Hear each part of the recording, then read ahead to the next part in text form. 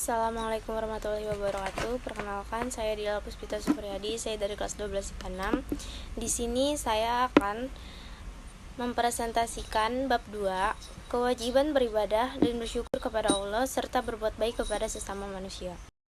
Saya akan membaca dan memahami dalil bacaan Al-Quran, surah Luqman, ayat 13 dan 14, surah Al-Baqarah, ayat 83, dan hadis tentang kewajiban beribadah dan bersyukur kepada Allah, serta berbuat baik, ihsan. Quran surah Luqman ayat 13 dan 14. Bismillahirrahmanirrahim. Wa idz qala Luqmanu libanihi wa huwa ya'idzuhu ya bunayya la tusyrik billahi inna syirka la dzulmun adzim wa wasayna insana biwalidayhi hamalathu ummuhu wahnan ala wahnin wa fisaluhu fi amaini anis qurli waliwalidayka ilayya al-masyir. Shadaqallahul azim. Artinya, dan ingatlah ketika Luqman berkata kepada anaknya, ketika dia memberi pelajaran kepadanya, wahai anakku, janganlah engkau menyekutukan Allah. Sesungguhnya mempersekutukan Allah adalah benar-benar kezaliman yang besar. Dan kami perintahkan kepada manusia agar berbuat baik kepada kedua orang tuanya. Ibunya telah mengandungnya dalam keadaan lemah yang bertambah-tambah dan menyapihnya dalam usia 2 tahun. Bersyukurlah kepada aku dan kepada kedua orang tuamu. Hanya kepada aku kembalimu. Al-Baqarah ayat 83. Bismillahirrahmanirrahim. Wa idz akhadna mitsyaqa bani Israila la ta'buduna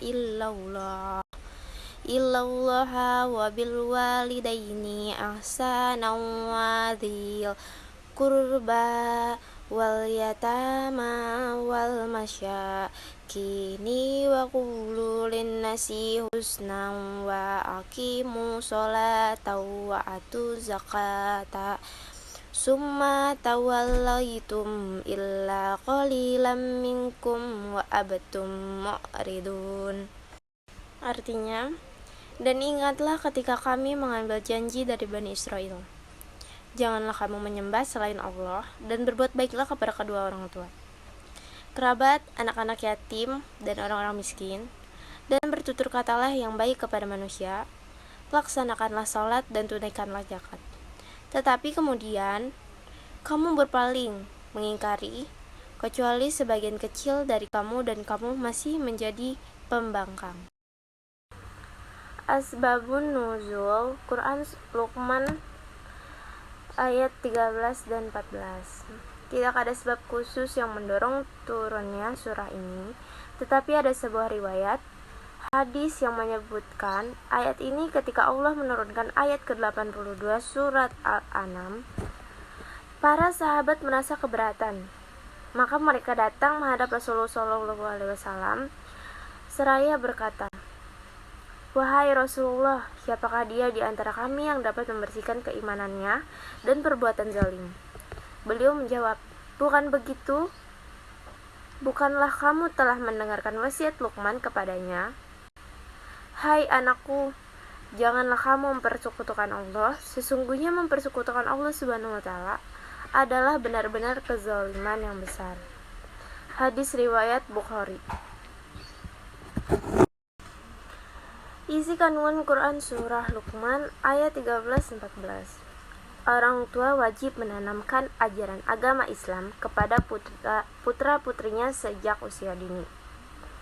Setiap anak wajib berbuat baik kepada kedua orang tua.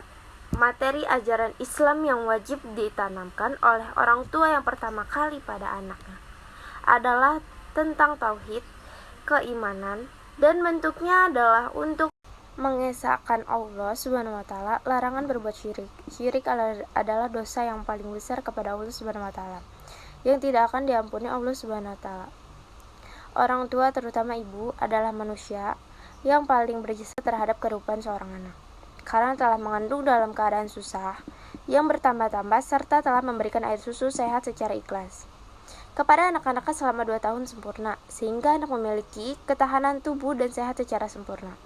Setiap anak wajib bersyukur kepada Allah Subhanahu wa taala dengan melaksanakan perintahnya dan menjauhi semua larangannya, dan berbakti kepada orang tua dengan menghormatinya dan berbuat baik terhadap keduanya, baik ucapan maupun perbuatan. Definisi ihsan. Kata ihsan berasal dari kata kerja fi'il, hasuna yahsunu hasanan. Artinya baik, kemudian mendapat tambahan hamzah di depannya menjadi ahsanah yusinu ihsanan. Artinya memperbaiki atau berbuat baik. Menurut istilah, ihsan pada umumnya diberi pengertian dari kutipan percakapan Nabi Muhammad SAW dengan malaikat Jibril ketika beliau menjelaskan makna ihsan, yaitu artinya Rasulullah SAW bersabda, kamu beribadah kepada Allah seolah-olah kamu melihatnya. Jika kamu tidak melihatnya, maka sesungguhnya Ia melihatmu. Ihsan kepada Allah Subhanahu wa taala, yaitu berlaku ihsan dalam menyembah atau beribadah kepada Allah Subhanahu wa taala, baik dalam bentuk ibadah khusus yang disebut ibadah madah, murni ritual seperti sholat, puasa, dan sejenisnya, ataupun ibadah umum yang disebut dengan ibadah ghairu madah, ibadah sosial seperti belajar, mengajar, begadang, makan, tidur, dan semua perbuatan manusia yang tidak bertentangan dengan aturan agama. Ihsan kepada sesama makhluk ciptaan Allah Subhanahu wa taala macam-macam. Dalam Quran surat Al-Qasas, Allah berfirman, dan berbuat baiklah kepada orang lain sebagaimana Allah telah berbuat baik kepadamu. Dan janganlah kamu berbuat kerusakan di muka bumi, sesungguhnya Allah tidak menyukai orang-orang yang berbuat kerusakan. Dari berbagai ayat dan hadis, seperti ayat dan hadis berbuat kebajikan ihsan kepada sesama makhluk Allah Subhanahu wa taala meliputi seluruh alam raya ciptaannya. Macam-macam ihsan, ihsan kepada fakir miskin, ihsan kepada tamu. Secara umum adalah dengan menghormati dan menjamunya. Rasulullah SAW bersabda, barang siapa beriman kepada Allah Subhanahu wa taala dan hari akhir, hendaklah memuliakan tamunya. Hadis riwayat jamaah kecuali naksai, tamu yang datang dari tempat yang jauh, termasuk dalam sebutan Ibnu Sabil, orang yang dalam perjalanan jauh. Cara berbuat ihsan terhadap Ibnu Sabil dengan memenuhi kebutuhannya, menjaga hartanya, memelihara kehormatannya, menunjukinya jalan jika ia meminta. Ihsan kepada karyawan atau pekerja, kepada karyawan atau orang-orang yang terikat perjanjian kerja dengan kita, termasuk pembantu, tukang, dan sebagainya.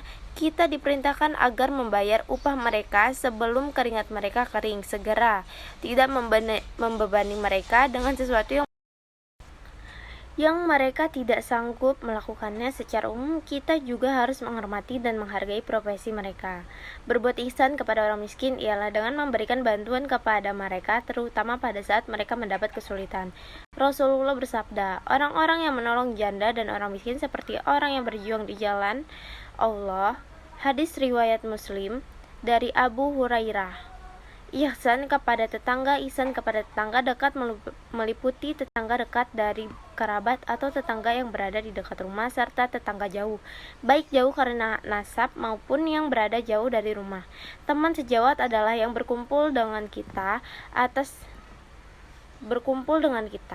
atas dasar pekerjaan, pertemanan, sekolah, atau kampus, perjalanan mahat, dan sebagainya. Mereka semua masuk ke dalam kategori hikmah dan manfaat ihsan. Kebaikan akan berbalas kebaikan adalah janji Allah dalam Al-Quran. Berbuat ihsan adalah tuntutan kehidupan kolektif, karena tidak ada manusia yang dapat hidup sendiri. Ada jasa, ada balas. Semua manusia diberi nurani untuk berterima kasih dan keinginan untuk membalas budi baik. Cukup sekian presentasi dari saya. Maaf bila ada kata-kata yang salah, kurang lebihnya mohon maaf. Billahi taufiq wal hidayah. Wassalamualaikum warahmatullahi wabarakatuh.